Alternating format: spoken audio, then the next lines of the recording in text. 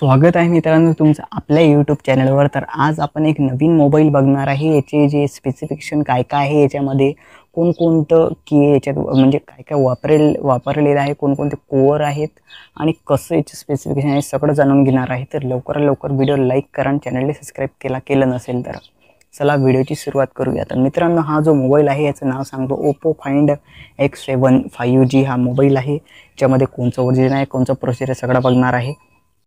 चला व्हिडिओला सुरुवात झाली तर चला सगळं जाणूनच घेऊ। आता याच्या मोबाईलमध्ये आहे ओप्पो फाइंड X7 जो की हा खतरनाक मोबाईल आहे। 5G 14चं व्हर्जन आहे, जे की मोठं व्हर्जन आहे 14चं। आणि याच्यामध्ये जे आहे मीडियाटेक डायमेन्सिटीचे जे प्रोसेसर असतं ना, मीडियाटेक डायमेन्सिटी 9300चं प्रोसेसर आहे। 9300 म्हणजे मोठं प्रोसेसर आहे 9300चं, जे की या प्रोसेसरमध्ये जर काही अडचण आली तर मला सांगा, कारण याच्यापेक्षा हायेस्ट प्रोसेसर नाहीच आहे। प्रोसेसर एक नंबर आहे या मोबाईलचं। आणि ऑक्टो कोर याचे जे कोअर पण या प्रोसेसरमध्ये कोणकोणते किती कोअर आहेत, 3 आहेत की 4 आहेत याच्यामध्ये आहेत कोअर इकडून डिस्प्ले आपला। याच्यामध्ये कोणकोणते कोअर आहेत, ऑक्टो कोर 3.25 गिगाहर्ट्ज म्हणजे 25 गिगाहर्ट्ज 3.25 गिगाहर्ट्ज सिंगल कोअर आहे एक। आता आहे एक धरा, प्लस 2.85 गिगाहर्ट्ज दुसरं कोअर म्हणजे 2.85 गिगाहर्ट्ज ट्राय कोअर आहे ते, प्लस 2 गिगाहर्ट्ज क्वाइट कोअर, हे झाले कोअर।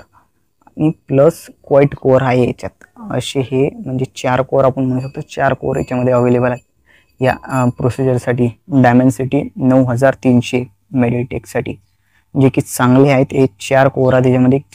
परफॉर्मन्स या प्रोसेस चांगलाच राहणार आहे, परफॉर्मन्स म्हणजे बेस्ट राहणार आहे मोबाईलचा आणि या प्रोसेसरचा पण। आणि याच्यामध्ये जे आहे 12 GB रॅम आहे, मोठा रॅम आहे 12 GB। आता का 16 GB पाहिजे का तुम्हाला? 16 GB नसते, आता 12 GB या मोबाईलला दिलेला आहे। आणि 6.78 इंचचा डिस्प्ले म्हणजे 6.78 इंच डिस्प्ले आहे, आणि जो की 17.22 सेंटीमीटरचा आहे। आणि डिस्प्ले ही जी आता एमोलेड सुपर एमोलेड आहे ना, असाच याच्यामधून एक ओलेड डिस्प्ले आहे, ओलेड जो की रात्री आपण जे बघतोय ना त्याच्यामध्ये हा कलर आपल्या मोबाईलचा दाखवतच नाही।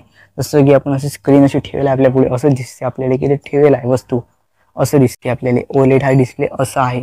तर हा ओलेड डिस्प्ले हा चांगला आहे, सुपर एमोलेड याच्यापेक्षा हा बेस्ट परफॉर्मन्स देऊ शकतो तुम्हाला जर घ्यायचा असेल तर हा मोबाईल।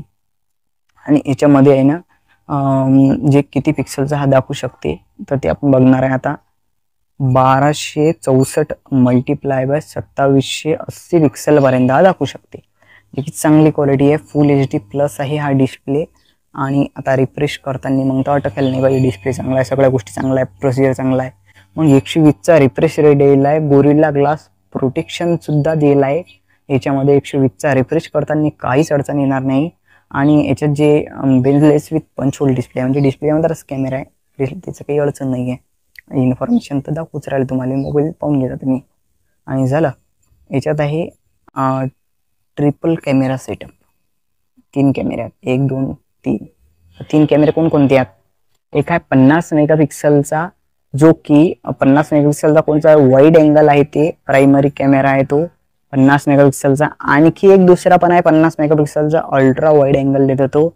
आणि एक आहे 64 मेगापिक्सलचा, जो तिसरा आहे ना 64 मेगापिक्सलचा, तिसरा जो की 64 मेगापिक्सलचा आहे तो आहे प्राइस्कोप आहे अप टू 3x झूमिंग येतो प्राइस्कोप म्हणजे टेलिस्कोप सारखाच मला असं वाटते असणार आहे। आणि LED फ्लॅश सुद्धा आहे याच्यामध्ये। आणि शूटिंग कितीची असणार आहे, 4K ची शूटिंग आहे 30 FPS वर, जो की चांगली शूटिंग काढू शकते। 30 FPS वर आहे, 4K ची शूटिंग आहे। आणि याच्यामध्ये जो फ्रंटचा कॅमेरा आहे सेल्फीसाठी, सेल्फी चांगली पाहिजे आता तर सेल्फी आहे 32 मेगापिक्सल वाईड अँगलची दिलेला आहे, वाईड अँगल लेन्स।